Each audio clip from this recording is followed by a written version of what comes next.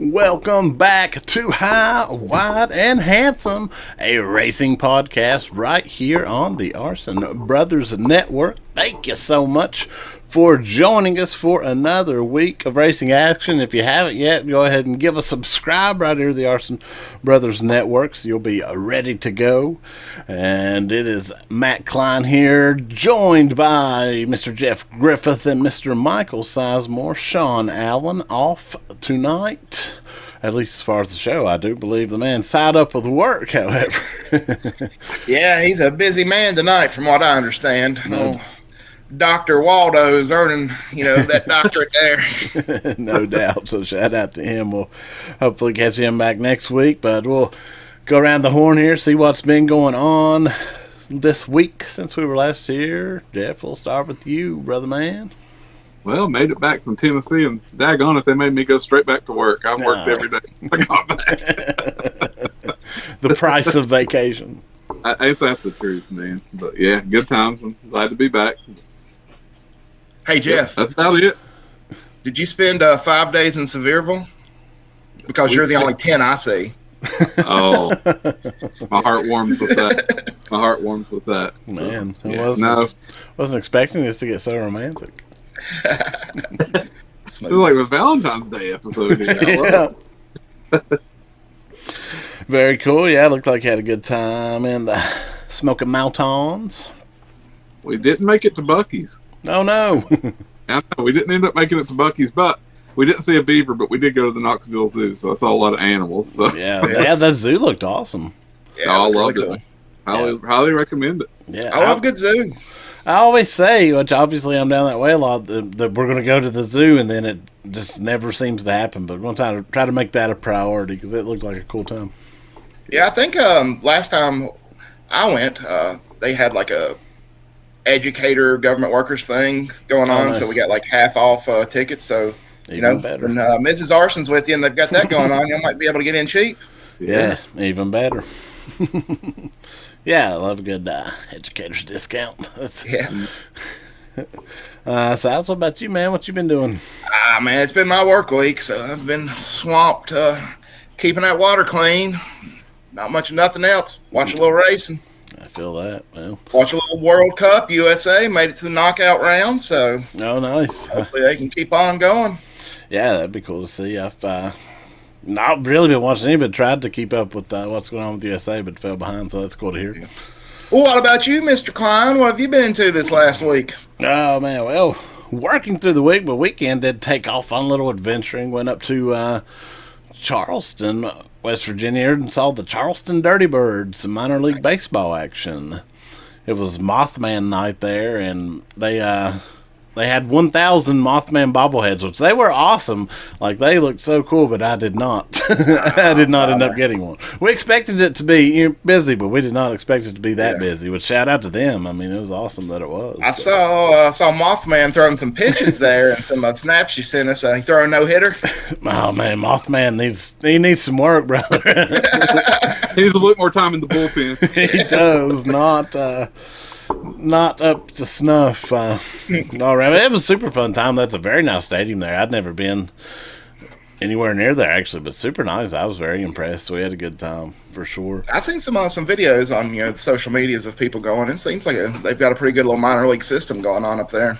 Yeah, it was really cool. I was kind of blown away. I was pleasantly surprised. They got little mini golf, little like bumper cars there, like in the stadium, like small sections or things to do. A huge like kid sections, bounce houses and stuff. Tons of food and drink. Yeah. It was awesome. Y'all going back this weekend to Charleston?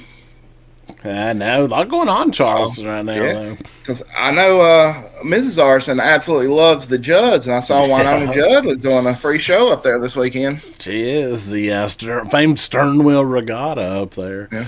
But she's not. But she did, however, for her and her mom got tickets for Winona's hometown return in Ashland here coming up. Oh, nice. A little Kentucky action. We Arson brothers love, and Arson wives love us some Kentucky. That is a fact. The streets are paved with mandolins, and the creeks flow with bourbon. That they do. We do love Kentucky. And then I'll mention too, Saturday got a little close to Kentucky, Barbersville, West Virginia. Went downtown Barbersville. Hadn't been there, and really cool, man. I was super impressed with downtown Barbersville as well. Nice. We checked out, and I do forget the name. I did film most of these things, so there'll be some at least TikTok videos coming on the Arson Brothers page. But a little bookshop there that was so cool and had a little bar inside of it, like an area. It was super cool. Orbit's Record, which, I mean, a lot of people around here certainly have heard of that. But my first time going there, super impressed with that little shop. The old Library Tavern, literally the Old Town Library, turned into a restaurant and huge bar. It was so cool and so delicious. And then there's this giant mansion there in town. Jeff back, there we go. Giant mansion there in town, and now underneath it they've added a speakeasy that we kind of just stumbled upon, but it was so cool down there. Felt very fancy and beyond what I was expecting. Then we came out, and there's kind of like a hidden brewery too. You go down an alley, and it's a brewery, and they have it set up out outside. Like there's a little bit inside action, but then outside there's seating and stuff, and under some sheds, and they have some type of hot dog weenie truck there that sets up as well from that same brewery. Really cool. Just impressed with downtown Barbersville. Shout it out. Yeah, that sounds awesome. The only time I've ever really been to Barbersville is when we went to Billy Bob's Wonderland. Also a video you can watch on the Arson Brothers Network. But we weren't really in the downtown area. I guess we were out there next to the mall mainly and out at Billy Bob's. I'd love to go back. Seems like a really cool place. It was. I was super impressed. And that's me. I'd only been to the outer edges there, out to the mall area and stuff. Megan had been down there a few times and thought we should check it out. And we were both, and she had been to a couple spots, but hadn't a couple spots. But we were both kind of blown away there too. So nice. Good job, Barbersville. Yeah. I know there's a Books A Million there. That's there in my district. Yeah. So. There is Barbersville Jeff there, as Megan calls the person that works there that she thinks reminds of you with at BAM. I think you might know the dude, actually. We might have talked about it once. I forget his actual name, though. Looks like we're going to have to go up to Barbersville for a battle. There can be only one Books A Million Jeff. That's right. One BAM Jeff to rule them all. Oh, good stuff. But on top of all that, there was lots of racing action, including Wildness, NASCAR, Sonoma, and that's where we're headed toward the lead lap. Dissect it. That puts us on the lead lap. We're going to start the NASCAR discussion with, of course, the O'Reilly Series at Sonoma, where we saw basically yet another masterclass as the theme of the weekend by Shane Van Gisbergen. Yeah. Third straight year on the pole at Sonoma. Led 66 of 79 laps to secure his second O'Reilly Series win of 2026, his sixth O'Reilly Series career victory. Man. Yeah, Yeah, what can you say about the guy? It was I think the Mr. Cup Van guys are maybe Gisbergen's starting to catch up to him a little bit, but the O'Reilly guys are not. Yeah. That's my thought. Well, I feel like, and we'll talk about Connor Zilch's day, he may have had potential had he not had such a back and forth kind of day to overcome. Yeah. Had a flat tire in qualifying, which got him started in the back, and then onto the total rear for unimproved adjustments and a pass-through penalty, speeding, and still end up winning stage 2 and finishing second. So possibly we could have saw Connor, we have saw Connor be able to compete with him, at least on the O'Reilly level. But had all that not happened, Connor may have had something for it. But aside from that, no. You know how I feel about bushwhacking. And, I love Shane. I think he's an excellent addition to the sport. I think he's, something that's completely helped grow the sport and make the sport bigger and better.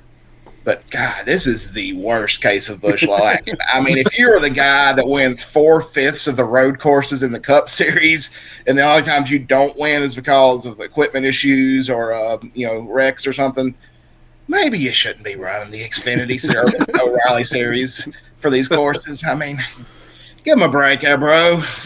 I think him, Dale Jr., and others would say that's why he should be running them. Yeah, I'm sure him and everybody involved in junior motorsports would say I'm a dumbass and nobody should listen to me. But I do understand the frustration. So a lot of frustration about all the back-to-back road course weekends with fans, which, I mean, road course is still a diverse subject amongst at least hardcore NASCAR fans. Yeah. Still, it is a little odd to have them overall, back-to-back, what's your opinions on road courses? Like, where do you guys stand? Do we have too many? Do we not have enough? Or just right? What do you think?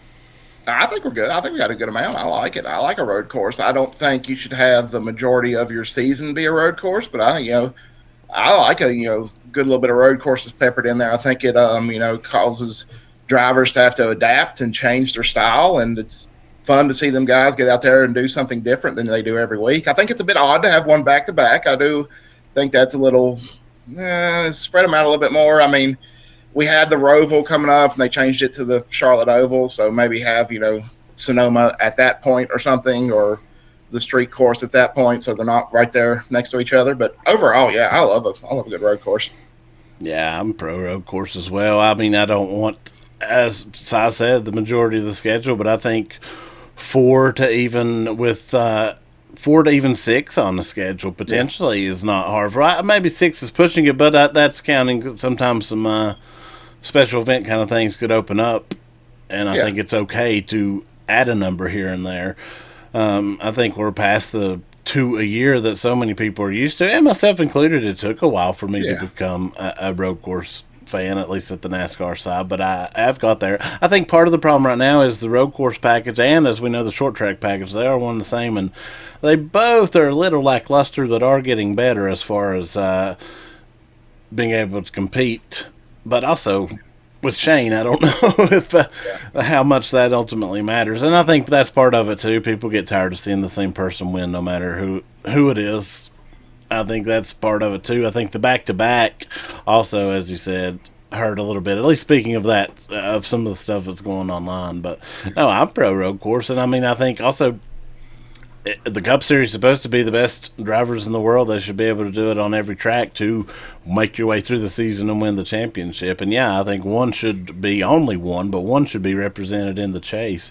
I think that kind of, as you said, with the Roval got whacked around this year, but I hope that somehow gets fixed to the norm, not the Roval, but an actual road course in the chase. Yeah, I definitely agree. I think the chase should have a representation from all the styles. You should have a road course, you should have a short track, you should have a super speedway, and then you should have your mile and a half style tracks there. Now, as a kid, I absolutely hated road courses. I hated watching Watkins Glen and Sonoma when I was a youngster. And even though Ernie, my driver, he did well at Sonoma, but I just thought they were so boring. But yeah, now that I've matured and as an adult, I think 6 road courses, 6 super speedways. I think that's a perfect number for those 2 style races. Yeah, I'm agree with you on the kid thing. It's funny you mentioned that, and Ernie is oddly over the weekend. I was up early one morning, and NASCAR Classics had just added the '94 Sonoma race, which Ernie, of course, won, and I watched through it and had an awesome time watching through it. But as a kid during the Sonoma week, I've been bored to death. So yeah, that's just funny. Well, yeah, I was just wondering because, when I was thinking about it, I mean, last year was my first year really back into watching, heavy every week. And I really enjoyed the road courses a lot last year. And I found myself, this week thinking, man, this is our last road course this year, right? Yeah, it is. And, I mean, I feel kind of bummed about it. I'm kind of bummed that we don't have another one to look forward to because I'm like y'all, I don't want them every week or nothing, but, I think they really kind of add, like you said, to some variety, and I think you're getting to see a lot of different racecraft, a lot of different styles of driving, and I think it's cool to watch guys, we saw last week with Bubba, a guy that, maybe hasn't always been a great road course driver, starting to develop those skills, and, seeing, okay, these guys really working on this and developing into, developing new categories into their skill set. So, I don't know. I like the challenge they present. I think they give just a nice variety, and I'm kind of bummed that we don't have any more. I definitely wish we had one in the chase. Yeah, I agree 100%. And I like that the additional road courses over the last few years has brought back road course ringers. We get to see, we saw it just recently at San Diego, Kevin Magnuson, Kimi Räikkönen, we've saw, and others coming in and doing these one-offs. SVG included in that, and then he found a new home. And Yeah. So it opens the door for some guys from other race series around the world to come over, and if nothing else, that's spotlight for your series if you play it right, and sometimes creates awesome stuff, as we've certainly saw. And I think it leads to that more now that there are more options to do that than the 2 a year and whatever. Yeah. And, I know F1 fans tend to crap on NASCAR a lot, say, it's just driving around, left turn, left turn, left turn. And I think, having these road courses and getting to see guys show their skills on these Grand Prix style races that the F1 fans are more accustomed to, I think that really does demonstrate just how good these drivers are. Yeah. Yeah, absolutely. I agree 100%. 100%. Back Sonoma Xfinity, we got to shout out Viking Motorsports. Historic day for them. Pulled off a 4th and a 5th, 2 top 5s. Alfredo won the first stage, their first ever stage win. This team just keeps getting better. The little team that could this year. And Alfredo's a great driver. I've always been a fast pasta man. And I love seeing that the team actually starting to grow a little bit and get a little bit more success. I really hope they can keep that up. Yeah, absolutely. What Parker's doing is really impressive too, man. I really hope he sticks around at least for a little while longer, because I know there's already there's rumors of different teams being interested in him. I've heard. I'd like to see him stick around with Viking and help them grow that, man. Maybe start competing for that championship. I mean, I know he's in the chase, but getting up even higher. I'd like to see that. I really like Parker. Yeah, it would be cool to see, although I would like for him to get to see what he can do with the bigger opportunity as well. So I kind of torn there, but I do agree. It is fun. I hope Alfredo's finally seemingly found a home, at least for a bit there. He's kind of has been all over the place over his career more so. Hopefully this can turn into something good there. And like you said, I've always thought Alfredo was better than he's gotten credit for with time, or better than the opportunities he's gotten. I don't know what you want to say, but was also shout out Carson Quapple. He was in that DGM 91 this week, which I'm sure they had a little help from Junior Motorsports, but still a great run. Brought it home 6th. Yeah, man, I want to see Carson get a win. Yeah, I really do. He's been so close so many times, and I really like him. I'd like to see him, finally get up there and get that win. Yeah, I think it'll happen. I think it's something that's going to eventually get there. I don't know if he'll get it this season, but I think within the next, if he doesn't get it this one, I think he'll get one at least next season. Well, hopefully next season gets a full-time Junior Motorsports spot, which, I mean, he's been more than he's not. Same for, I guess, probably even more than Raja in a similar situation, but still, I feel like getting that steady work dynamic, even with the crew, full season, everything would probably benefit that. But yeah, I think it's coming either way. He's too fast for it not to happen soon. Yeah, I'd love to see Junior put him and Raja full time in those 2 part-time cars they're doing this year. I know doing the part-time, bringing in the big names to run in the part-time cars, I'm sure, like we talked about earlier, the money is there for that. But God, I would love to see 2 guys who have that skill get an opportunity to run a full season in that kind of quality ride. Yeah, couldn't agree more, and hopefully we'll see that, but we'll see. Money is the ultimate revelator. Got to mention Taylor Gray was having a great top 5 run, but ran out of fuel on the final lap there. Saw him coasting into victory lane, or not into victory lane, coasting across the finish line, but great day gone bad for that team. Ross Chastain last week coming back on him. Oh, there you go. Then you very well may be right. I bet Carson Quapple wasn't too upset about it. No, I'm sure he was not. Great. He's a feather ruffler. I don't know where, stand where you stand on him. I don't know, but he definitely not afraid to ruffle feathers in the O'Reilly series. We're learning.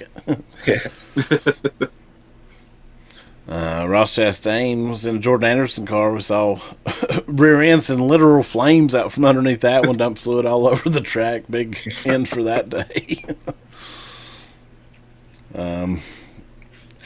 But Allgaier 207 now up on second place. Jesse Love. He has clinched his spot in the O'Reilly series. That's we talked about way back at the beginning of the year. Could someone clinch early, and it has been done. Yeah. I mean, in the O'Reilly side, at least. A lot different story now on the Cup side. Oh, yeah. Yeah. Yeah, we knew. I mean, all of us knew going into this season with this point system that it was going to be Allgaiers to lose. It's crazy. I mean, he did not have what you would call like a banner day the other day by any means. It was kind of a struggle at times. Yeah, still got that lead. Mr. Consistency. Yep. Oh yeah, I mean he's almost podium every week. Even if he had, where'd he end up here? I got it 26, which is not stellar day, but he's got plenty of room to. Yeah. The bubble battle in the O'Reilly Series getting pretty tight. Taylor Grace, Wallet, Roger Caruth, all in a tight little spot for that last place. So that's going to be something to watch these last few weeks of the regular season in that series. But I mean, I had fun O'Reilly race despite SVG clearly being the dominator. It wasn't too bad though. I didn't think. No, I enjoyed it. Yeah, I mean, like you said, I mean, there was never really a question with this one, unless, like you said, if Connor could have got his car right, he may have been able to challenge. But it was never really a question. So I mean, it was one of the ones you just had to kind of sit back and enjoy the fact that you're watching a master at work, and I mean, just enjoy what that is, and Absolutely. It's still exciting. Yeah, I couldn't agree more with all of that. And that'll lead us to the Sunday show, which was a fairly similar story. Yeah. We had a little bit of battling there at times, but it wasn't nothing that could be overcome. The inevitability of Mr. Kiwi coming and dominating at Sonoma happened as it always does. Yeah, no doubt. And not quite as dominant as on Saturday's show, certainly. Flipped both stages, pitting right before. He would have won both stages, but flipped them for the ultimate win. Took the final lead, 22 laps to go, and we'll say it was not a runaway, though, by any means. Briscoe was coming on hard there late, hunted him down, really laid it in that last final carousel corner, and thought he was going to get in the back of him for just a second, and had he, it would have been a different story, but he did not, and SVG drove away into the sunset for his second win of the year, second win at Sonoma, and 8th Career Cup Series victory. Yeah. Has now tied Mr. Ernie Irvin with Sonoma wins.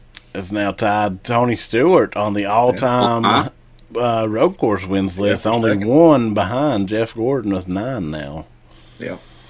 So we'll probably see that get broken next season since we're out of road courses this week. Yeah, that's not going to happen this year for sure. So I know that there's a popular debate that has popped up, and in particular, I'm thinking about with Bianchi and Gluck. They talked about it, and I'm going to ask you guys your opinion. Is it too early to say he's the best road course driver in NASCAR history? I think we talked about this before, and I'm going to say no. I think the man is the best road course driver in NASCAR history.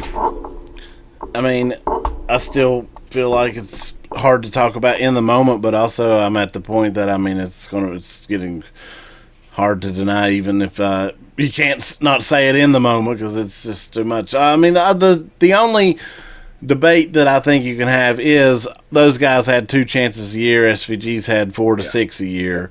But still, I mean, I think that's the only debate you can have, and I think even what debate is left there within the next 1 to at most 2 years is going to be long in the past anyway. Yeah. So, but that's a what if still. I mean, who knows? He could never win another one. Now, we've saw crazier things happen, but that's true. Seemingly on point to break all those records, and I mean, then I feel like there's going to be no argument, and there's not really a ton right now, I guess. I mean, and the man's 37 years old. I mean, we see a lot of NASCAR drivers get to that around 40-year-old point and fall off. So, like you said, maybe this season, next season, that could be the last we see of his dominance as he ages a little bit there. But I think, for at least the next 2 or 3 years, he's still going to be the most dominant guy on road courses. But as we saw, the field is getting closer to him. Yeah. Briscoe had a shot. Much to your demise, Ty Gibbs, I thought at times looked like he could have potential to get up there. Reddick ended up with the fastest lap of the race, so it wasn't like pure domination of everything. And that's only to say the field is catching up a bit at least. And I predicted the man's never win another race, and I'm not a fan of the guy at all. But Gibbs looked good yesterday. Gibbs looked real good yesterday. And as young as Gibbs is, and as old as Shane is, yeah, I mean, another year he could be up there just, dogging Shane out and getting some of these wins that Shane's getting every road course. And on that regard, and we'll mention his day, finally a good day for Connor Zillage in the Cup side top 5. Where does the next few years bode for that? Does he show what we all expect him to show and take some of those wins as well? So it will be interesting to see where we go. I saw an interesting question posed on Reddit, and since Jeff brought that one up, I'll ask y'all. If Shane gets over 15 wins in road courses, continues to win pretty much all but one or so a year, and does not win an oval, do you think he's a Hall of Fame worthy driver just based off what he has done on the road courses? That is a big question, Jeff. I'll let you go first. A hesitant yes. The only reason I'm going to say hesitant is because I still think he's going to win an oval. Yeah. I mean, he may well. I mean, he's gotten better at him. I don't think that's out of the question. Yeah, I think the potential win over there. I mean, I think yes. If he gets to those numbers that will solidify him as the greatest road course driver of all time, someone in the panel will make an argument that he's eligible.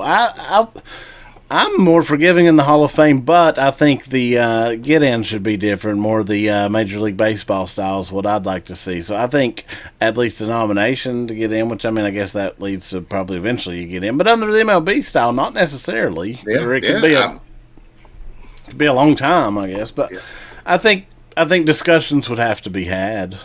At least. I mean, I think the cultural impact is what's going to help him the most, is that what he has brought to the road course level of racing and the eyes that he's put on NASCAR as far as road course racing will help him a lot. But again, I don't know. I don't know if he goes in, just with road course wins. I saw that there's only 2 drivers ever with 21 plus wins that are eligible that I haven't put in.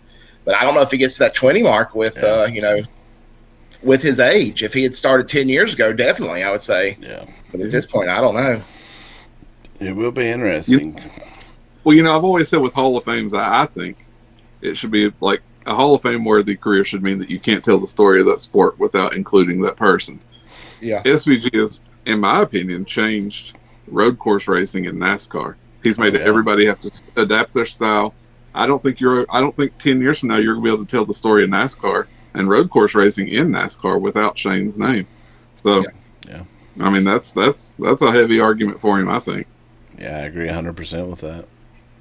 It will be, and I mean, obviously the NASCAR Hall of Fame is not representative overall, but if you look at his overall work of career, I mean, if there's an overall motorsports Hall of Fame, he's already in it. Definitely.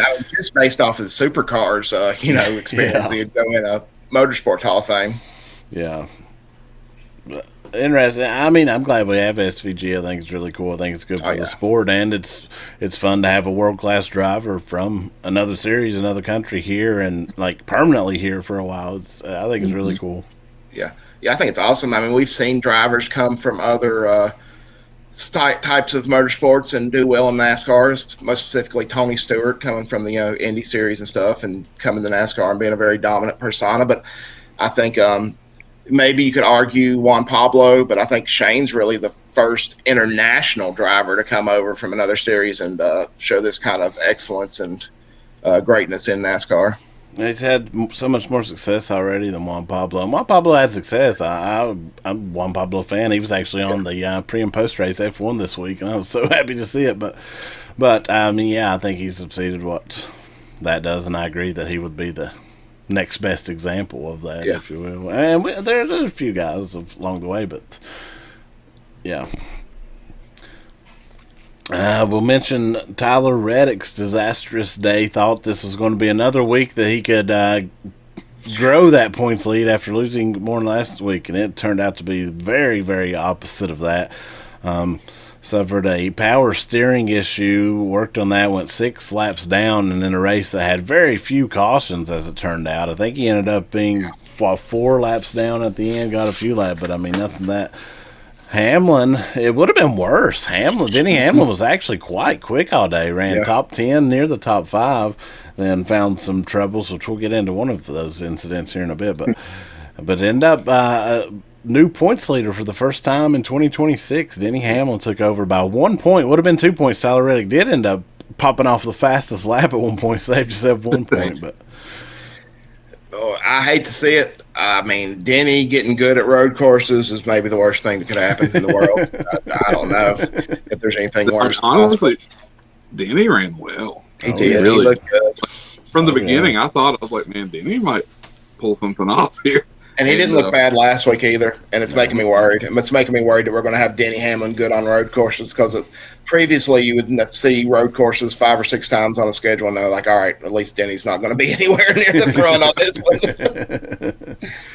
Yeah, that could be a problem for the field for at least next year, if that truly is his last year, although I don't fully buy into that either. Yeah, we'll see. We'll see. We'll get into one of those incidents with Denny Hamlin late when lap 64. Seemingly during the race, well, I guess everyone will have their take, but seemingly during the race, Hocevar spun Hamlin, which, I mean, he did. I thought the broadcast was pretty tough on Carson, especially post-race. But then now a lot more has come out. It was in-car cameras, as we saw. It was really Bowman hit Brad Keselowski, who hit Hocevar, who then hit Denny. It was kind of a stack-up situation. Yeah. Still, there's debate over that. I've heard, I saw some people saying Carson was hitting Denny before. I don't really see that, but I mean, also possibly. I think it's one of those things, and I do not have, there's a stat of Carson is involved in, I forget, a large percentage of every incident or something to that effect, but I think that. Just like an 8-year-old needs to learn to keep their hands to themselves, he needs to learn to keep his bumper to himself. There you go. Referencing, of course, Kyle Larson calling Carson Hocevar an 8-year-old on his little Twitch stream or something to that effect this week. Yeah, we actually saw Kyle Larson go to Unk status last week. Yeah. Carson's quite back. He's been quite back on socials all week. He's getting more rambunctious, I feel like, with at least his comeback stuff. Him and Heim kind of into it all week as well after Heim's wild first win. Those two obviously have very bad blood. Hey, Carson has been politer than I would have been. I know Carson's saying, oh, they just put an 8-year-old on the front row. But if it's me, I've been saying, hey, bud, you ain't the one to talk about things happening on a Twitch stream. You just need to keep your mouth shut. There it is. I did think something along those lines as well. That was a bold play from Larson, honestly. Man, yeah. Yeah. The less said about that, the better, I suppose. Well, yeah. As far as the incident, I'll get your guys' takeaway. Now, have you guys seen the post, the in-car that's kind of cleared Carson? I guess arguably. Yeah. I'll get your all's thoughts. Well, my opinion is Alex Bowman. He got into Brad. I mean, I genuinely think at the end of the day, it was that turn. There's a lot of people going through, and it was. I mean, we say it all the time, a racing incident. Yeah. I do think that Carson, he's like like the little boy that cried wolf. Or in this case, he's hit so many people and he's caused so many incidents that it automatically jumps the blame to him, and that's why the broadcast was so quick to do it as well. And I mean, sure, Brad got into him and Alex got into Brad. Hip bone's connected to the thigh bone. You know, I mean, it was a racing incident. Yeah. Now, I probably shouldn't talk about bones with Brad in this conversation. I don't want that to break. Yeah, I agree 100% with Jeff. You know, he racing him hard? Obviously, yeah. I mean, he's racing him hard. That's good. That's what we want to see.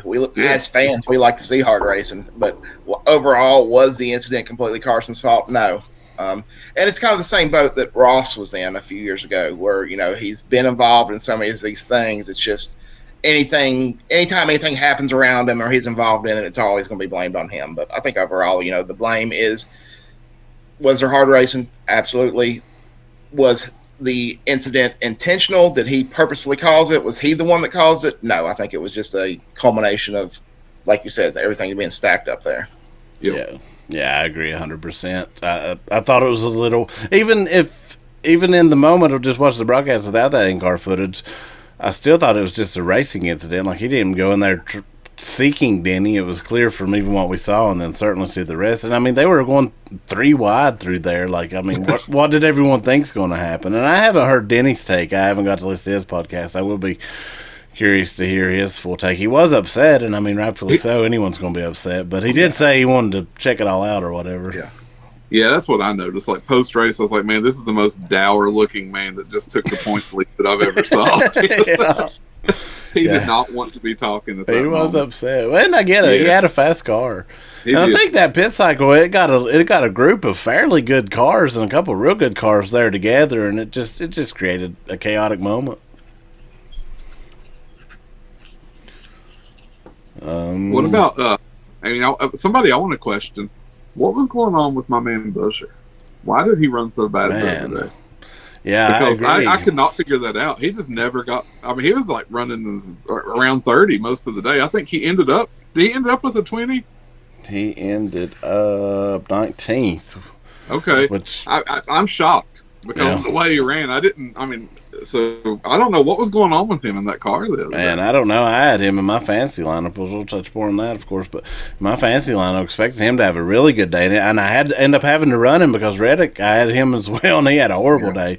And Buscher hurt me. If Buscher would have had the day I thought, I'd have had a great day in fantasy. But yeah, I don't know what was going on. And Priest ended up 8th. Like the RFK cars are solid, and Buscher usually the top of the road course action there. So I don't know. Certainly an off day that was very unexpected for me from that. And they were quick last week in San Diego. Like, I thought they'd turn that should have been a good day there into a good day here, and just not to be seen all day. All I could figure was maybe Buscher was tired from reading bedtime stories to Ryan Priest. I did see that. That's a very funny little commercial. Those guys are hilarious. They are, man. RFK, they do the best promo work. Even Brad does some funny stuff, but Priest and Buscher are hilarious, and the stuff they just rib on each other that's not even full promo stuff is funny too. So, funny dudes. I think Priest has brought out Buscher's personality a lot since joining, and it's kind of fun to see. Yeah, Priest and Shane have cracked me up last week on Twitter too with their back and forth with the in-season tournament. That was good stuff. Yeah, absolutely. The memes, I saw a bunch of memes from Priest. His meme game was on point. But I'm not a huge RFK fan. I mean, I like all 3 of those guys, but I'm not Jeff level RFK. But I will say that I feel like that team feels like it might be the tightest, like, friend-wise, family-wise team out there right now. All 3 of those guys seem like, they really just click with each other. Yeah, I think that's what has really drew me into them so much, is just being just like that feeling. You get that feeling like you want to be part of that friend group almost. Right. It's like, and they kind of remind me of like just the way all of us are together. That's what they kind of remind me of, and like it draws me to them, man. And I think that's a big reason I didn't worry too much when all those rumors were going on about like other teams being interested in Buscher. I was like, I don't know that he wants to leave that environment. I think they just they're tight. Yeah, I agree. And we did see that Buscher signed a multi-year extension there at RFK, and they did kind of put it out themselves openly that teams had been talking to Buscher, and I mean, rightfully so. I think Buscher's fantastic talent. So I mean, I get other teams taking a peek there, but I was glad to see he stayed at home, if you will, because I'm like you. I think that's a really fun and little tight-knit little organization, and getting better. I mean, obviously, Buscher struggled this week, but overall, RFK getting better and better. I mean, they're wanting to become the top Ford team, and I mean, they are working on it. I realize that's a big statement with Penske, but I mean, Penske's got some issues this year, so it's really interesting. Penske really has one excellent driver this year. The other 2 cars are just Cindric's doing decent, better than Logano, and then you have a 3-time champion, and it's just falling off for him. And he's not super old. He's 36, but he's been in the series since he was 18, so he's been racing for almost 20 years. But this year just been crazy fall off, which even number years. So, I guess maybe next year it'll be different.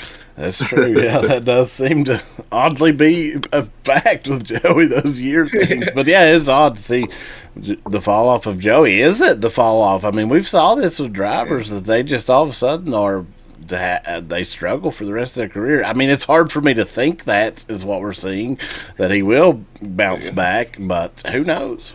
And maybe Joey's not. I mean, him and his wife, they just, I don't know if they adopted or fostered, but they brought a couple of kids in their, household. And, that's a big change in life. And, something that may take your mind off racing as much, Well, I mean, in my opinion, Joey seems like he's really settling into like the on-air role too. He does a pretty good job with that. Yeah, I mean, Fox absolutely loves him, whether you like his broadcasting or not. Fox certainly loves some Joey Logano, so I could definitely see him transition into that. And like I said, he's been at the Cup level since 18. That has to weigh on a person. Like the schedule alone, like I mean, yeah, these guys are making money, but also just the schedule, the travel alone, like it would be difficult. I do recognize that, but yeah, being on the road all the time, just having 2 new kids, I mean, that's something a dad's going to have to, think about. And I know there's a lot of fathers in NASCAR and a lot of guys who've done it for a long time, and had kids, but I guess it's different when they just come into your life, in the middle of the season or so. It's kind of, throws you off your game a little bit, I'd assume. Yeah. I mean, I would certainly imagine.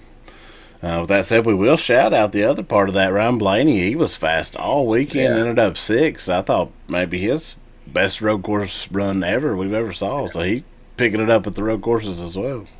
Yeah, a little concerning there at the end of the race with him. Yeah. Yeah. Oh, yeah. Yeah. Yeah, he got out and was standing around, and then from my understanding kind of collapsed. I think there's video. I haven't saw the actual video, but I think there is kind of collapsed or went to the ground. Maybe collapse is too strong of a word. I don't know, but and sought some medical attention, but had that coil suit failure. I know they were talking on the broadcast about trying to get it drained. I don't know what they ever got done, but apparently he struggled. And it was hot there. I saw it was like 90 or 92 or something there during the race. That's a tough one. I've seen a lot of discussion online about what do we do about these cool suits. We've seen them fail so much, and I know that these guys are trying to put as little energy as possible in the cool suits to pull away from the car. They don't want to, drain a lot of voltage and power going just to the cool suits. But, I mean, when one of those goes down, you've got 100-degree water, like, engulfing your body for an entire race.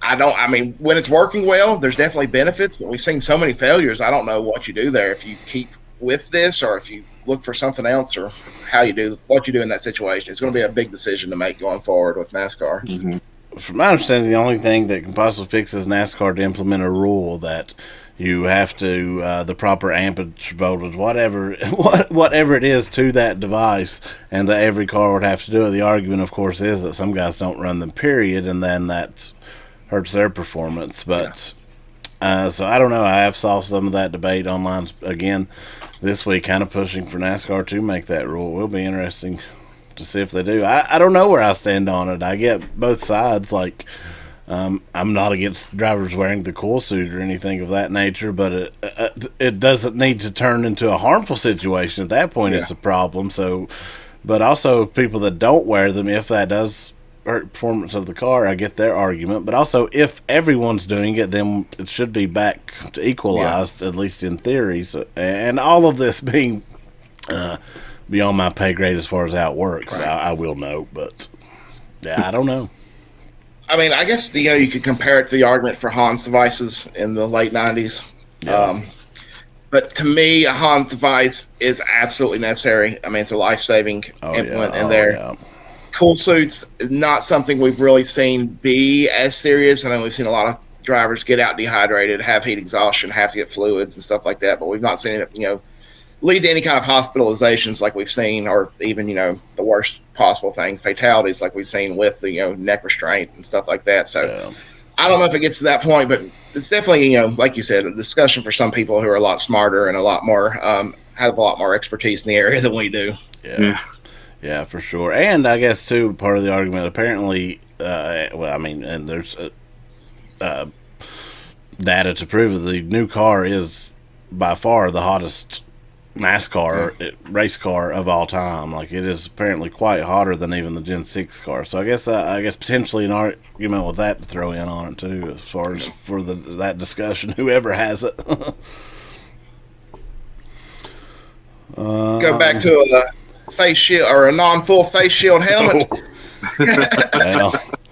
I do enjoy being able to see those drivers' eyes and stuff from back in the day, but yeah, Dick Trickle enjoys being able to smoke a stogie. that he most certainly did. Oh, goodness. So give a shout out to Christopher Bell, ended up 5th with that broken wrist.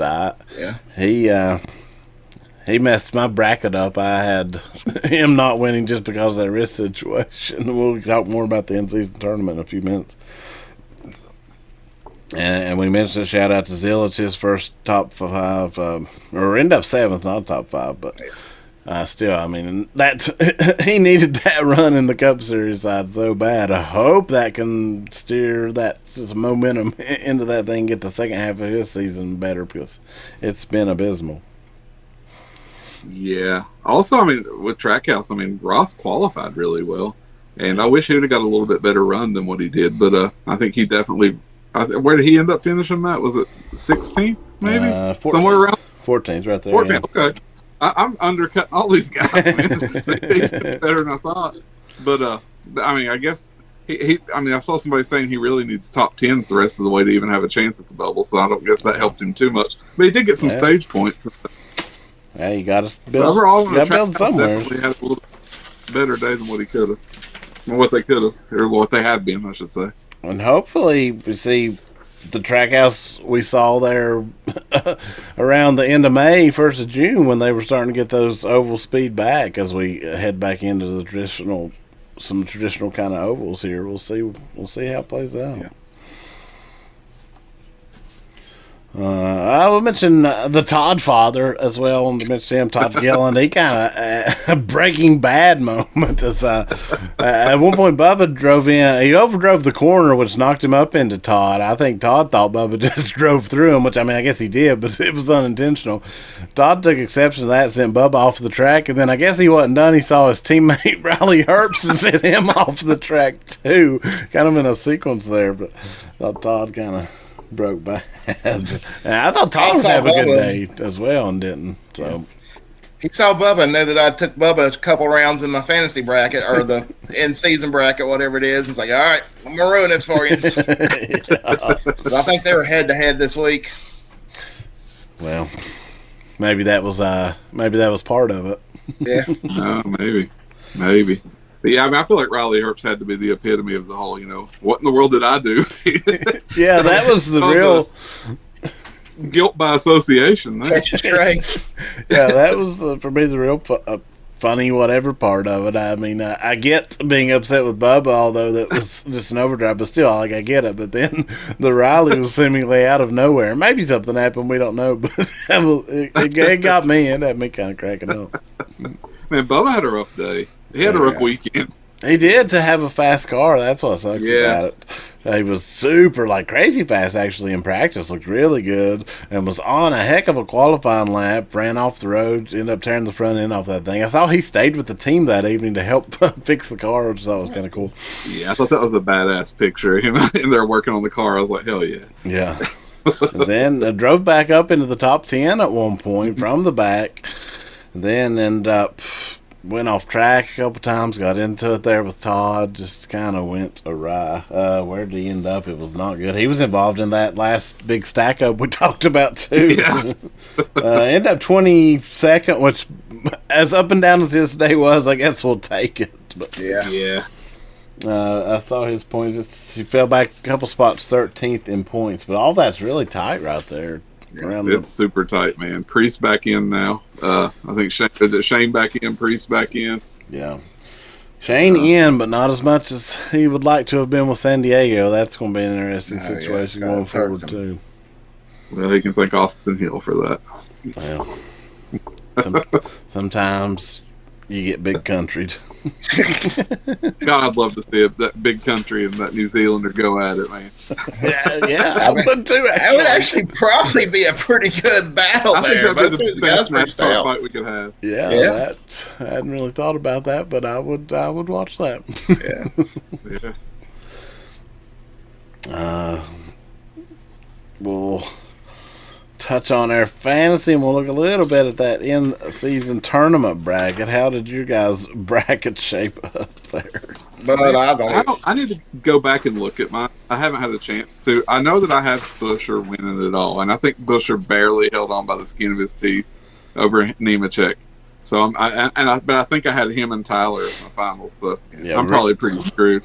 I think Reddick screwed everyone. I saw NASCAR announce today there are 0 brackets left in play already. So I had Tyler winning it all. So I'm shot, and then about half my other drivers are out. I thought that I had the Ty Dillon right, because at one point it looked like Ty was going to beat Denny. I was like, all right, Mr. Bracket Buster Ty Dillon's going to get it, but didn't work out as well. Yeah, Reddick killed me. I had Reddick and Hamlin in the finals on mine. I said Bell. I didn't have him doing good this week just because of the broken wrist. I'm sure some others as well on mine. But yeah, 0 alive after the first week. I think it was like that last year too, wasn't it? Yeah. I think Ty Dillon was the reason last year. Yeah, I think so.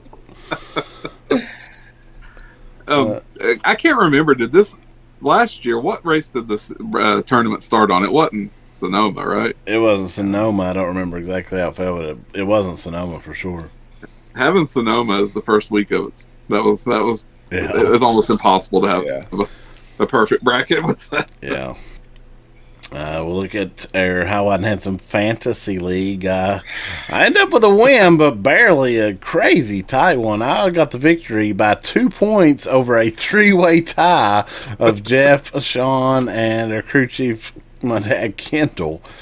And then Size was in play also. I was there. I showed up. He did show up. If I would have made the one move I wanted to make, and I had Connor in the garage, and I had AJ Allmendinger starting. If I would have had Connor start, I could have maybe contended with him. Should have pulled him out. I had Connor in my start lineup, and I had Gibbs in the garage, and I thought about putting him in for Dinger, and I was like, no, I'm going to hold out. I think Dinger could do something, and I'm stupid. Yeah, like I said, Butcher hurt me, or I'd had a better day. But I'll take my 2-point victory. Yeah.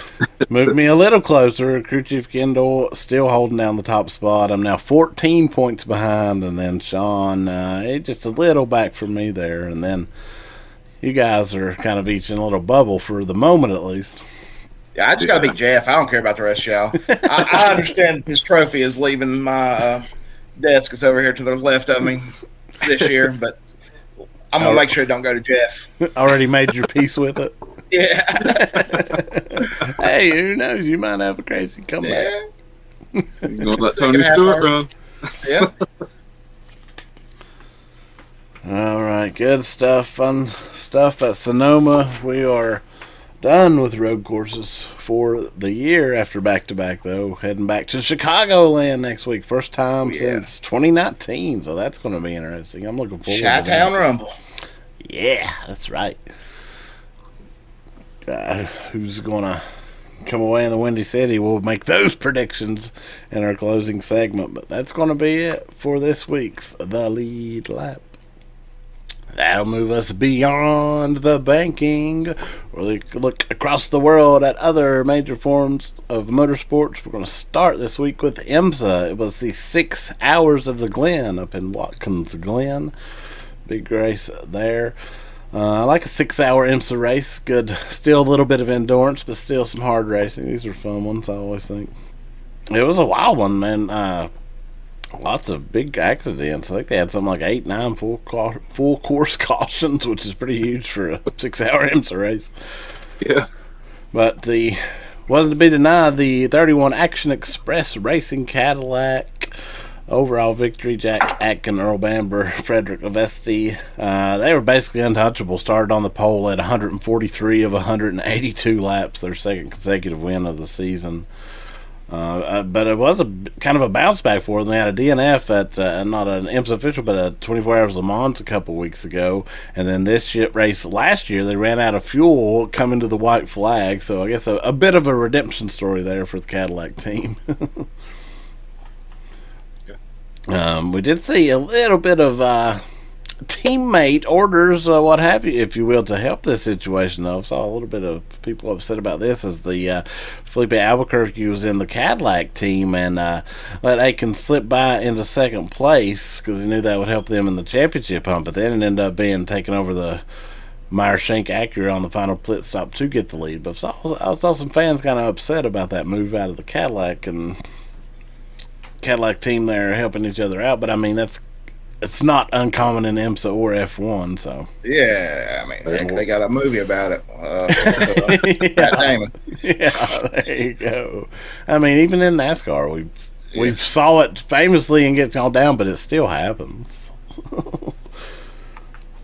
That in the GTP, of course, we'll look at some of the other classes. There was a massive crash of GT3, the Mustang. He ended up with a huge incident, shot that out. But the win again for that JDC Miller Porsche, ended up third. That small team, we've talked about them earlier in the season. The LMP2, the 99 Orica team, PJ Hyatt, Dane Cameron, Johnny Edgar with the win.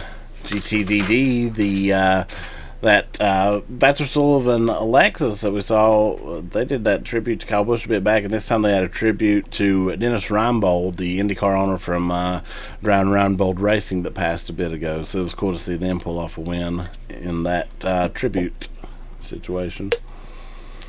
And GTD saw the Porsche team, Ryan Hardwick, Ricardo Pereira, and Richard Leitz with the win. But fun little race there at IMSA, especially the front of the field in that situation. The Cadillac, it ended up being pretty interesting. Some huge crashes, some of the bigger IMSA crashes I saw in a while. So, I mean, if you're a fan of crashing, go back and check that out. And, I mean, a lot of people like watching crashes. Yeah. I mean, there are people. Yeah. They used to make VHS tapes of nothing but crashes. Yeah. People would buy the heck out of them. I mean, I don't want anybody to get hurt, but it's always entertaining to see a spectacular crash. But, of course, I don't want anyone injured. I saw Dale Jr. actually talking about this a bit back, and he was like, I love seeing wreck. But it's part of the show. I mean, it just comes with it. But, yeah, man, IMSA is like one of those things where it's like, I want to get more on board with it, and I never get the chance to watch it like I want to. Because, like, I enjoy everything I watch of it a lot. And that's a series that I definitely want to dive deeper into. Especially, like, maybe, this season I want to catch as much as I can. But next year, really try to keep up with it more. Because I really do enjoy it quite a bit. It's fun. It is a tough one to kind of keep up with, especially if you're watching all the other racing that we watch, and just because there's so many classes, so you kind of got to pick, almost a class or two that you're focused on more. And I mean, maybe that's the top classes, maybe you like more of some of the lower classes, each their own. But I'm not even talking like the on-track part of figuring it out. That kind of comes, just watch a few races to figure out the class situation. But even as far as like who you're watching and keeping up with, because there's so much going on track. But yeah, I like some IMSA as well. And they're always on a weekend that there's so much racing. Yeah.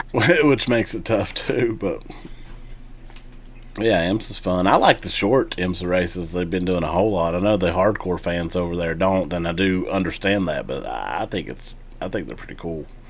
Yeah, I like that. I mean, it's hard for me to watch a full endurance race. I mean, it's hard to keep, attentive to it other than just, picking up the highlights. But, yeah, a little 6-hour run now, that's pretty nice. Yeah.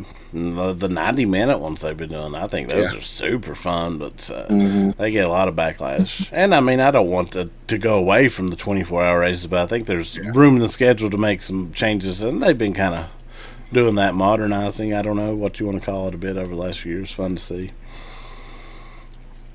We'll move there to Austria for the Austrian Grand Prix at the famed Red Bull Ring F1 there, where we saw the Mercedes team back in victory lane with George Russell. The teammate got his second win of the year. The other side of that, Kimi Antonelli looked like he may be the car to beat throughout the day. Wasn't to be. Ended up third, but we potentially saw the return to form of Max Verstappen and Red Bull. Ended up second. Looked like they were on point all day. I thought at one point they may pull off the win there, actually, which is something they've not done in a while, which is odd to say from that team because that was all they did for a while. 2 years ago, if you told me Max Verstappen hadn't won a race in a year and a half or however long it's been, I'd be like, oh, what? That's crazy. But it's not been a great year for him. No, I will say, man, and I've actually gotten my notes here. I actually took note of it on lap 11. The battle that was going on between Verstappen and 11 there for third place. That was some just killer stuff, man. Just seeing two titans of F1 going at it like that was awesome. Yeah, that was really fun. It's been fun to see, and I ended up with the fifth there. Not what he wanted, but the kind of return to form of Lewis Hamilton over this season, and then Max with his struggles, but I mean struggles by his standards still. but it's created those two to have some fun battles that we haven't got to see in a bit. Especially like Max kind of just took over as dominator there. So yeah, that's been fun. I think the whole field's tightened up though. I mean Kimi, he is pretty solidly in the points lead, but overall I think this field's tightened up a bit this year, especially over the last few years. That's good. I mean, y'all know I'm not a big F1 guy, and what kind of turned me away from the sport was, I guess something that people that are NASCAR fans talk about in the 2000s that turned them away was the dominance of Jimmy and just the dominance. Like Max was winning pretty much every race, a few years ago, and a sport that's already kind of hard for me to get into because I'm not a big fan of those Grand Prix races, open wheel Grand Prix races. I love a good open wheel oval race, but then when I would turn it on, just the Red Bull team up front every time. So it is nice to see a little bit more variety there this year. Yeah, I mean, I'll just say overall, compared to just comparing this season to last season, I think this whole F1 season has been quite a bit more entertaining to me as a racing fan, and I've enjoyed it a lot actually. Yeah, I agree 100%. I think as far as overall entertaining season, it's the best we've saw in several years that I can think of off the top of my head at least. And yeah, it's fun. I did the other thing I had in my notes I wanted to bring up was something that made me laugh was whenever that Lawson he was saying he was on fire, and like it showed it like the little communication on the radio. He's like, I'm on fire. Then I've got written down a few laps later, Lawson, I'm still on fire. And it just made me think, I was like the one meme of the dog in the house that's burning, where it's like everything's fine. Where it takes those quotes and put it with that dog, like I'm on fire, I'm still on fire. That cracked me up. That was hilarious. He sounded so calm about it though. He's like, I'm still on fire. Yeah. No doubt. Yeah, fun stuff. The Red Bull. I do like the Red Bull Ring track. It's a fun track. A lot of F1 tracks love to see some NASCAR on. Let's get an international division. Yes. All right, that will be it for this week's Beyond the Banking. That'll move us on the Bull Ring Report, where we look at short tracking, dirt tracking, and the ARCA series, which is where we'll start. ARCA, kind of an ARCA double header. The ARCA Main Series and ARCA West racing over the weekend. We will start with the Main Series at Elko Speedway. Max Reeves put on a show. Weekend started in disaster. Engine let go during practice, which forced him to miss qualifying. Start dead last on the field. Saw him carve his way up through the field, take the lead on lap 82. However, Landon S. Huffman so many Landon Huffmans in racing. But Landon S. Huffman ended up challenging him a bit, got in there, got in the door, kind of took the lead back, but it was not to be. As on lap 52, Huffman's engine ended up blowing up, which turned the lead back over to Reeves. Another win on the season for the Cookout Kid, if you will.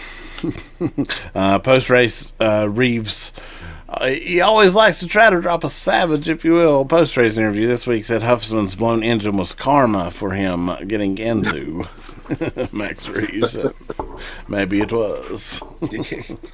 I like Max. I think he's a good kid. I think he's going to be a good racer. I like seeing him out there. I like his post-race interviews. I like his other interviews. I like his cookout box choice. I'm excited to see what the future holds for that kid. Yeah, it's going to be interesting. I think he's got some legit talent, or at least seemingly early. We'll see how he transpires. And quite the driver coach, as Bobby Labonte is his personal driver coach. So that's nothing to shy about. Yeah. Well, the best thing about him is he's polarizing, man. The people either love him or hate him, I think. And that's honestly, that's where you'd rather be, rather than just somebody that people just see and don't really have an opinion either way. That's how stars are made. You got to be polarizing. That's the personalities we want in racing. It's the personalities we grew up with in racing that made racing great, and that feel like over the last 10-ish years, that was something that a lot of racing teams, I think, tried to pressure their drivers to move away from. And I think we're seeing a change in that, and we're going back to having these big personalities, and I love it. Yeah, I agree, 100%. Yeah, it definitely does seem to be coming back around at least a bit, and I'm with you. I think it's good for the sport overall, for everything, especially in this age of social media. Like clips of those kind of clips will get as much attention as racing clips, and hopefully create new racing fans and bring in stuff like that. We'll move over to the ARCA West Series, where it was the Sam Corey show. First career pole and led every single lap en route to his first career victory in just his second start out there. So, also first win for Nitro Motorsports. Saw them come into the ARCA Series hard this year and picked up their first win as an organization. 1-2 sweep, actually. Shout out to his teammate Mia Lovell. She had a great run. We talk about these women in the ARCA Series. Another one there on the west side doing big things as well. She at one point drove it in, got the lead for just a second, but Corey got it back. Speaking of that, failed to mention on the main series, shout out too for Tyler Reimer with the fourth place, another one of those ARCA women doing big things. And also shout out Jason Kitzmiller, his best non-super speedway finish of the year, West Virginia guy there doing stuff in the ARCA main series. Awesome. Yeah, fun little doubleheader of ARCA. I mentioned on the West Coast as well, Trevor Huddleston ended up ninth, just enough to hang on to his points lead. From there, we'll hit into the dirt track side of things. We'll start with the Lucas Oil Late Model Series. They were for the famed Firecracker 100. Thursday prelims completely washed out, but got that thing dried out for Friday. We saw a couple twin 25-lap preliminary features. RTJ, Ricky Thornton Jr. with one, Brandon Shepard with another one there on Friday night. But for the main show, the Firecracker 100, 20th annual Firecracker 100, we saw Devin Moran secure the victory. A massive win for him. His first Firecracker 100 in his seventh attempt, and snapped a 20-race winless streak dating back to April. Brought home a big $50,000 grand prize. Sweet. Yeah. But I mean, it wasn't dominate by any means for Moran. As him and Brandon Shepard, they put on a show. If you want to go back and watch an awesome late model race over the weekend, this is certainly one to check out, because these guys, they battled it out. They were sliding each other all through those closing laps. I really enjoyed this one. I did get to check all of it out, and it is worth it. So go back and find this one on Flow or highlights on YouTube. I think they might have actually put the whole race up on YouTube, I saw. So that's cool. Matt, I think you're right. I think I saw the whole race up. I'm going to go back and watch it. I haven't had a chance to watch it yet, so I'll pop that on probably here after we get through recording, actually. And it's a really fun one, especially like the last 20-30 laps. They had a great battle. Mentioned Hudson O'Neal ended up third to round out the podium.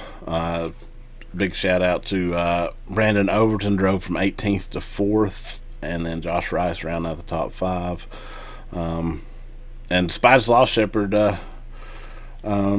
minimized the damage in championship hunts, locked in second place standings just behind O'Neal, and that put Moran in third as far as the Lucas Oil standings there.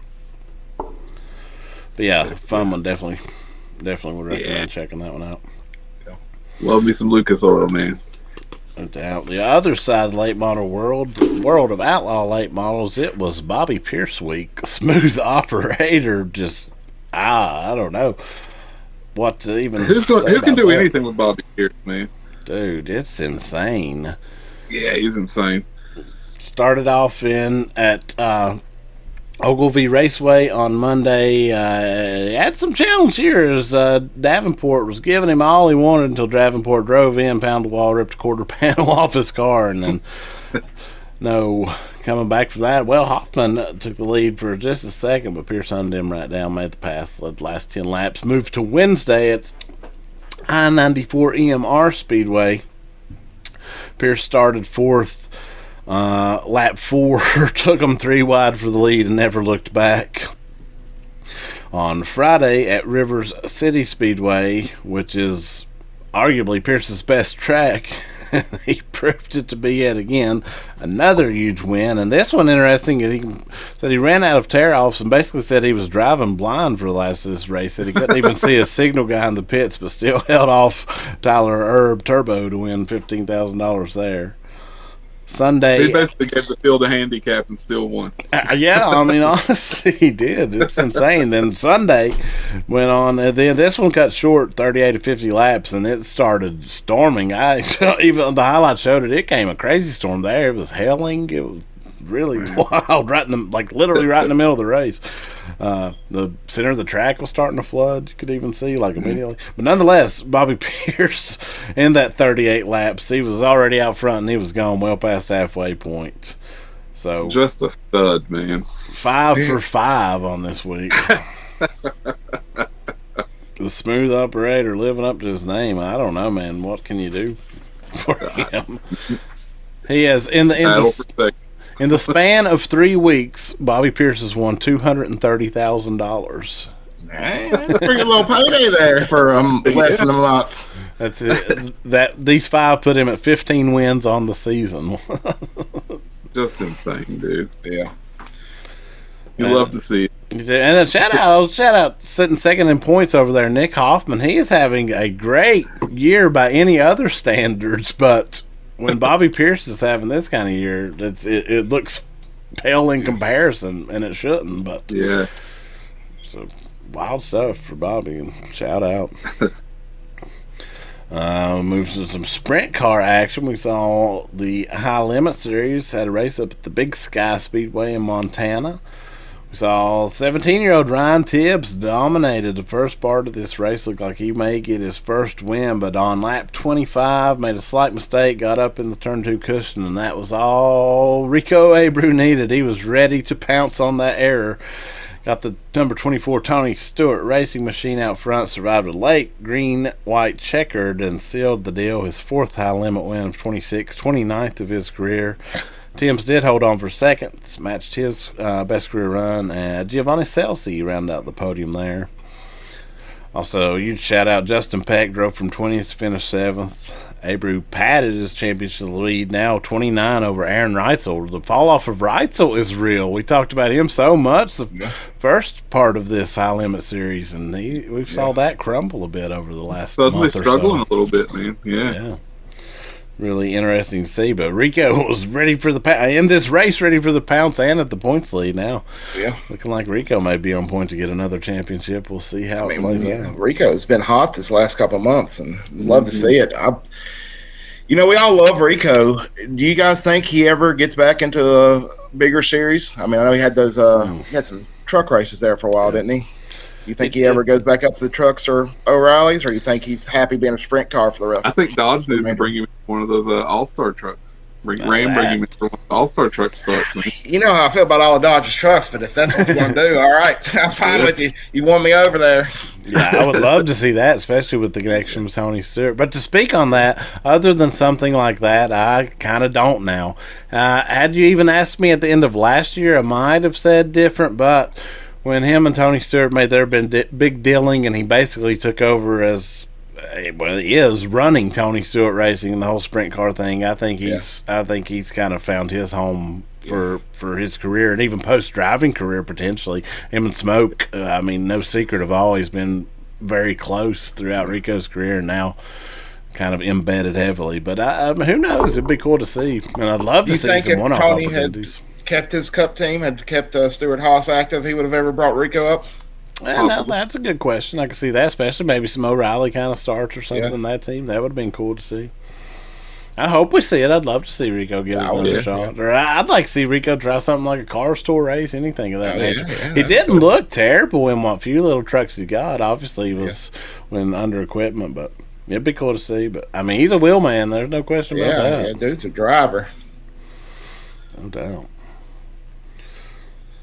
We'll move to the other side of the sprint car world of Outlaws, of course. They were at Cedar Lake Speedway in Wisconsin, and once kind of a similar story over there. David Gravel put on a master class, set the quick time, won the heat race, won the qualifying dash, and led every single 35 lap of the feature. So can't get much more dominant than that.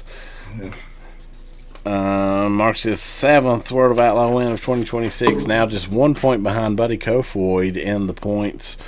His 3rd win at Cedar Lake, which ties him with a couple sprint car legends there, Dave Blaney and Kerry Madsen. So pretty big win for Gravel. Wow. Buddy Kofoid had a great run, drove from 8th to finish 2nd. Shout out to local favorite Billy Balloug, ended up with a 3rd there, snuck in on the big guys with a cool run for a local guy. Love to see that as well. Yeah. But fun stuff. Gravel kind of really coming alive on the World of Outlaw side of the sprint cars here in the summer. And I mean, no surprise, Gravel, like him or hate him, he is a bit diverse as far as the fans, it seems. But I mean, you can't take his ability behind the wheel away from him. Nah, dude can wheel, man. No doubt. We'll get in a little bit of asphalt side of things. Late model action down at South Boston Speedway. They still won't let size on the track, but but thanks to Amazon, I got to watch it because they had Flow at Sobo on Amazon Prime Video this weekend. I got off work and came home and turned it on, and they ran the feature first because of the poor weather we had, and I didn't get to watch it. Oh. But big win by Honeycutt, I guess. Yeah. I didn't get to see what happened, but I'm sure it was exciting. Well, it was much the story of the weekend, a weekend of dominating races, and this was another one. As Air on-dubbed Mr. Perfect took the lead at lap 14 and never looked back. Led every single lap from there on. Claimed not just the $10,000 winner's parade day, but that put him leading every single. They had this in stages, and he got money through the stage wins and fastest lap bonus. Ended up walking away with $11,400 payday. So that's a pretty good weekend off from your main job, I guess. Yeah. I saw Minnie was in the race, and he didn't seem to fare too well. I don't know what happened, but he looked like he was wound up at the very back there. Yeah, struggles for many there. A lot of big names in this race showed up. I mean, this part of the Virginia Triple Crown that's coming up, this is the first one. And everyone, most of the big names in asphalt late model ended up doing that. No, Lee Pulliam was back in the field. And speaking of that, this puts Honeycutt in some rare territory. His 3rd consecutive even, but 3rd victory here in this Crown Jewel event at South Boston, which cements him kind of amongst the status of legends there, like Lee Pulliam and Shawn's favorite Peyton Sellers. Yeah. But man, we talked about it during when the Cup races were being broadcast there. I want to talk about just how good Amazon is right now for racing fans. I mean, we had amazing Cup broadcasts on there. This weekend, Saturday, I got home from work. I was like, I'm going to turn on Amazon, see what races are on there, because they usually have something going on. They had the Flow broadcast of Sobo, and they had the IHRA in Anderson, South Carolina. Is that where they were? I think they had Anderson, they had IHRA with Speed Sport 1. They had that broadcast on Amazon, both live, and I was like, dang, this app. I don't know if Jeff Bezos gives a crap about racing or not, but it seems like the man loves some racing because they're putting good stuff on there. Yeah, they really are. It's so cool to see, and that's good for racing as a whole because Amazon, I'm sure the eyes that get on it there are greater than a lot of places anyway. So really cool to see. Yeah, I love it. And it seems like they're getting more and more of the Flow stuff on there. Yeah, so, yeah, I'm really happy about that. You know, we always want as much racing as we can find, and Flow hadn't given us free money yet or free subscriptions yet, so we got to take it where we can get it. And these last, I mean, with the NASCAR broadcast especially, they did such a great job. Amazon this last month has been doing so much for the world of racing and racing fans. Yeah, no doubt. No doubt, good stuff. I will mention Trevor Ward really gave it his all there at the end of this thing, trying to get to Honeycutt. Wasn't to be, but definitely want to shout him out. And also mention Honeycutt did a big tribute to Kyle Busch with the KFB bow, and in his victory lane speech saying that felt like he was getting some help kind of from Kyle getting through the traffic, so kind of cool. And kind of again on the back to the West Coast side of late model action, the Cars Tour West had a big showdown. Evergreen Speedway in Washington, $15,000 to win. And the guy there, Hayden Plyman, going for an unprecedented three-peat in this event. But his car just burst into flames on lap 82. So killed that shot and set up for a dream scenario, kind of, if you will, as 13-year-old Keelan Harvick in the lead with his dad, Kevin Harvick, stalking him from second place.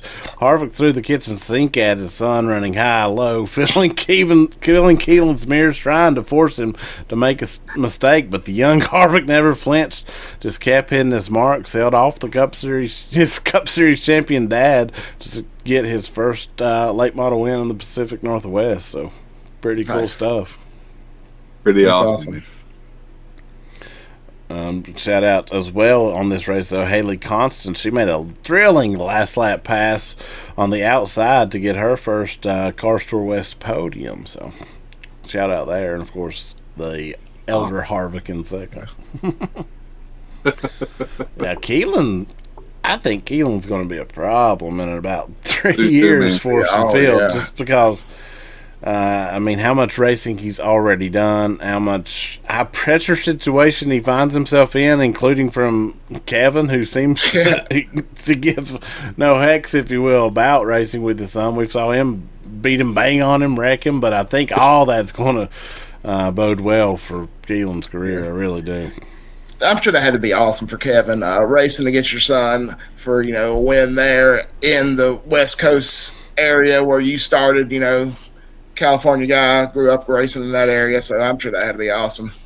Yeah, that was a cool moment. And this whole racing thing, very family and oriented from the beginning, and obviously there's things to be said there, but cool when moments like that happen. Yeah. Tons more racing, of course, around the world. Besides mentioning the IHRA Stock Car Series is back rolling. We had the Summer Shootout Legends car still rolling down in Charlotte. Kind of like Caleb Heady and Colin Brown still doing their thing down there. Dakota Armstrong got his first win, and awesome. I did watch this. The Hoosier 100 silver car USAC cars on the asphalt there at IRP. This race is super fun. I love that. Tony Stewart actually showed up there racing. And speaking of IHRA, I saw that I don't know if they had to move a race or what, but they have a race in Lonesome Pine Speedway down in Norton, Virginia now in the fall. So it's pretty cool seeing them. They had 2 races up at Radford there, which is probably a little bit closer to Norton for you guys, but a little bit further for me. Right. But it's awesome to see them moving a little bit deeper down here into the Southwest Virginia Appalachian area and got that Lonesome Pine Speedway race, so I'm excited about that. Yes, it is. I hadn't saw that. I definitely have to check into that. Would like to check that out. I think they're back at Pulaski County again. I just saw this today, July 25th, if I'm not mistaken. End of the month, I think. Yeah, they're racing back at Pulaski. Yeah, well, we'll check. Maybe September, I think, was the Norton one. Okay. Yeah, that sounds good. Definitely. At least check out if we can get to any of that. We will. Also on the USAC side, Kyle Cummins still on a tear.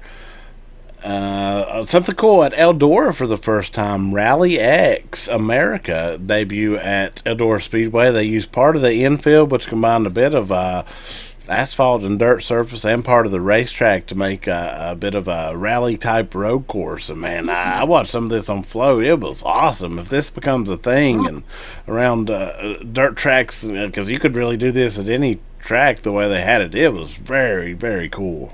That is pretty neat. I like that idea. Yeah, it's wild. I like it though. It seems like something at Eldora, Tony would be like, "All right, yeah, let's do this." It sounds cool. It was cool. I don't know. I will admit I know nothing about this series, if it's new, old, or whatever. But this was on Flow, and I checked out a little bit of it and want to check out more. It's some entertaining stuff. Before we leave, also shout out if you're in the air area here, Princeton Speedway doing a big $2,500 to win modified race coming up Friday night. Celebrating July 3rd. No, they had some racing last weekend as well. So if you're there or anywhere, go check out your local tracks, short tracks, dirt tracks. Definitely have a good time. There's one near you somewhere. You can find one within an hour. Have a dirt track. Oh, I'm sorry, Size. No, go ahead, Jeff. I was just saying, it's a good chance if you're listening to this, you have a dirt track somewhere near you. You've got or a small, short track, something. Get out to the races, man. Support these tracks because you're going to see some awesome racing. You're going to have a good time. Make your way out, man. Yeah, and you're not going to break the bank either. Normally, it's not that expensive to get in. $20 at the most, usually, maybe 25, but 10, 15 occasionally. Yeah. Oh yeah, absolutely, and super good time, always. Yeah. All right, that'll do it for this week's Bull Ring Report. That puts us on the cool down lap. We started at the beginning, and now we're nearing the end. But before we go and look into the future, we're going to look one more time at the past, as we're going to discuss our scheme of the week, your favorite paint scheme or livery from any car, any series, any track that transpired over the past weekend. So let's get right into that scheme of the week. Size, we'll start with you. Well, boys, y'all know I love a purple car. And I'm very sad that McDonald's is no longer sponsored and we'll never get a Grimace car again. But Denny Hamlin and that purple Yahoo car, I don't care much for the driver, but I love that purple hood and the into the white there with the Denny's Yahoo email address on there. You can email him. I thought that was a really cool scheme. Yeah, it was a good-looking purple car. Did you email Denny? That's the question. I did not shoot Denny an email. I might have to. Cuss him out for passing Tyler. There you go. All right, Jeff, how about you? Man, I have to go with the O'Reilly series. I'm going to go down there with Jordan Anderson Racing. That number 32 Western Watermelon Association California Almonds Ross Chastain. I thought that car was gorgeous. By far my favorite paint scheme of the weekend, man. I saw the merch of it, and I was like, man, that's a shirt I wouldn't mind owning. So, yeah, I love that. I thought that was cool as well. That pink popped so hard. Mm-hmm. All right, I am going to give it to Colleague Racing and AJ Allmendinger's big green number 16 Echo Park. Green, unlucky historically on race cars, but I like some green. I thought that was pretty cool looking scheme.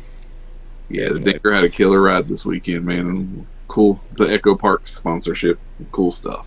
Yeah, and I know we normally razz on each other when somebody's not here. We give them, the worst picks for any kind of scheme or thing. But I will read exactly what Shawn sent about his scheme of the week, and wholeheartedly, this is serious, not something I'm going to rib on him.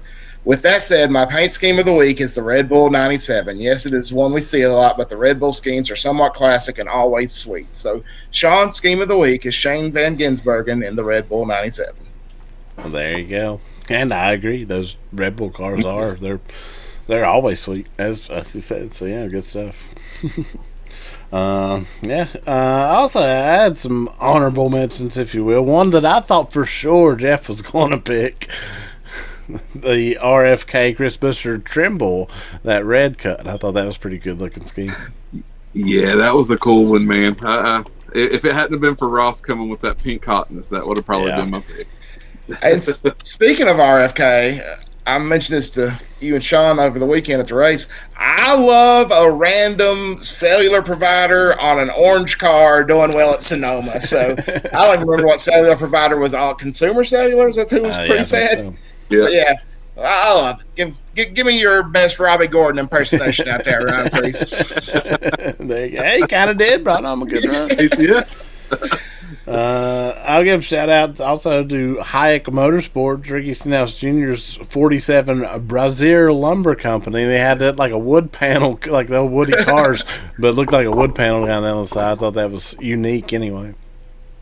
I guess my two honorable mentions I'll shout out besides the Busher would be Carson Hocevar. I thought his looked really cool. It was a classic. What was it? I forget. I don't want to say the sponsor wrong, but it was like a wine thing. It was cool. Yeah. And also, really like the Anthony Alfredo poopsicle machine. So. Yeah, the poopsicle car is cool. What has anyone tried the Bomb Pop Dude wipes? I have not. I did see about those, but no, sir. But I've spent 2 years working on municipal water and sewer lines. Dude wipes are my enemy. I hate dude wipes. Do not use dude wipes. Do not use flushable wipes. Flushable wipes do nothing but destroy your pipes, and they destroy the municipal sewer pipes because they do not dissolve like toilet paper. That's my rant. Sorry. There you go. There you go. He loves Alfredo, but he hates the dude wipe. Yeah, I mean, I like the pasta. I don't like the wiping after.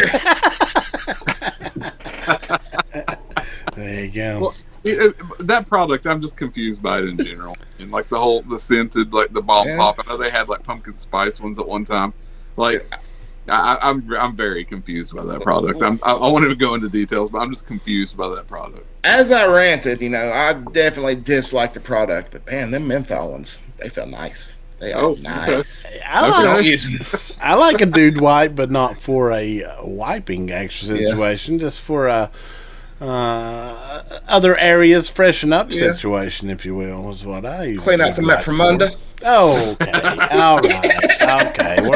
We're way off track. Anthony Alfredo had a nice looking car. That he did. All right. Yeah, off track. We'll look ahead now to Chicagoland, returning first time since 2019. Never seen in the next gen car, so it's going to be interesting. But we're going to try to predict the winner of this thing. Let's look at it. Let's lock in our winners for the NASCAR Cup Series at Chicagoland. Size, we'll roll with you first. Man, we thought these last 2 weekends were going to help him, build his points lead, and it wound up with him losing the points lead, but I think he's going to redeem himself. I think we're going to see another win from Tyler Reddick in the 45 Toyota at Chicagoland. Reddick, I'd say he will be quick. Jeff, how about you? My pick. This man has 2 wins at Chicagoland. He's going to get the first win for RFK this season. I'm wearing his hat. Brad Keselowski. Oh, bad Brad back in victory lane would be cool to see. I'm going to give it to, makes it back-to-back at Chicagoland. The last winner in 2019 here, Alex Bowman, gets a huge back in victory lane at Chicagoland. Nice. And once again, Shawn, we're not going to give you a hard time. Shawn put in that he believes that the 23 Toyota of Bubba Wallace will be the winner. Yeah, I hope Shawn's right. Yeah, I wouldn't mind seeing that at all. I would imagine all the Toyotas will be quick on the mile and a half. Yeah. I think Chevrolets may have something to say. I also think Larson's going to be quick. He did one of the few that got to do a test here when Goodyear did their tire test. So I think it's going to be a fun race, though. I'm looking forward to back to Chicagoland. I used to like this track, and I think the new car on this style mile and a half, such as Kansas, really puts on a show. So I think we could see something cool. And we're going to Chicagoland about 4 or 5 days ago. The new season of the Bear dropped. Yeah. Watched Carmi and the gang. Now I'm ready for some Italian beefs and some racing up in Chi-Town. Hey, that sounds like a dang good time to me. Get your dude wipes ready for the Don't touch it. Yes. Before we get to closing, we'll do a bit of housekeeping here. It's coming up. We will be back next week, but a couple weeks after that, we will be on summer vacation, at least as far as the main full show here. The week of July 13th and July 20th, those episodes will not happen, as I'll be in Nashville during those times. Just makes it impossible to get the full studio effect, if you will, what have you, everything done. But we are going to try to do some clips and stuff to keep up that week. So if you haven't, definitely check out our socials, How Wide and Handsome, on TikTok, Facebook, or Instagram, and you'll have some stuff still to keep up with that week.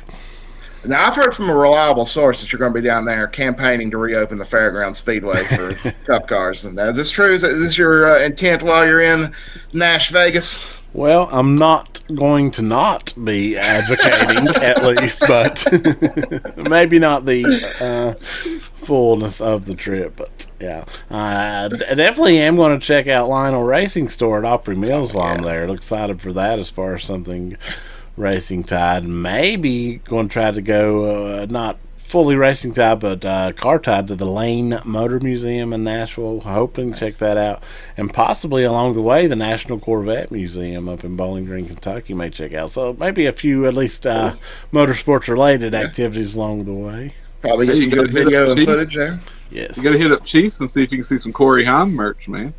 Oh yeah, I guess that's true. I didn't think about that. Yeah, I may have to or pop in there. Tootsie's for some Trackhouse merch. Yeah, they may have some Trackhouse stuff in there. Yeah, definitely looking to do a Broadway venture and see where I can find in general down there. Now, I also saw online that the owner of the Ryman, the Grand Ole Opry, is looking to sell. So, are you going to put any bids in while you're down there? Make some offers? That's that. Now you've got to the reason I'm going. Breaking news here: Arson Brothers Entertainment looking to purchase the Ryman Auditorium. We can get it for about $37. We're gonna put Hank Williams in. Yeah, finally, we're gonna right that wrong all this time. Yep. That is not factual. Unfortunately, I wish it was. Maybe going to try to go to a night at the Opry, not the Ryman, but the Opry. If it works out, Jamie Johnson's birthday party. Oh, that's nice. Awesome. Yeah, we'll see more to that to come, but hopefully so. That'd be cool. I feel like. Yeah. Hey, the high cost of Opry tickets ain't nothing like the cost of going to the Opry high. I don't know. Exactly. That's about it. Well, we'll see. Yeah, but we'll put us with a summer break, but we'll have some stuff along the way for sure. Yeah. And we will be back next week, break down all things Chi-Town Rumble before that. Get our big Chicagoland recap in before we take our little summer break here. That's right. And hey, even during summer break, the main pod ain't going to be running, but, follow the socials. There'll still be posts. We'll still be, like Matt just said, he's going to be going to some awesome places. I'm sure there'll be some videos on the TikTok and, some posts on our Instagram, Facebook page that you'll definitely want to see of what's going on, as well as, any thoughts, feelings, reactions we have. We can do little small posts and videos there about what's going on in the world of racing. So we're not going to abandon you completely for 2 weeks. We're just not going to have a full pod. That's right. Yeah, High, Wide, and Handsome is not going to leave you high, dry, and lonesome. Oh, there you go. I like that. No, we're not. And also on that front, check out the main page on the socials, Arson Brothers Entertainment, across the same TikTok, Instagram, Facebook. Going to be got some new videos coming real soon, and a few in the can now from some stuff I did, and hopefully planning to get some footage on some things during that summer hiatus as well. So definitely check us out all around the land, if you will. We got some footage of Mothman throwing those pitches coming up. I didn't do actually a full vlog there. You can check out our TikTok style video put up. But that was, fun venture. But definitely check that out. I did do a full Arson Brothers Eats. We talked about at the beginning at the old Library Tavern there in Barbersville, so you'll be able to check that out. I'm excited to see that myself. I've seen some pictures and some snaps, but I'm pumped for the full review and Eats version of it. I was impressed, I will say that. All right. That is going to do it, though, for us, High, Wide, and Handsome this week. We will be back next week for more action. Until then, keep it classy. And we say good night and good luck.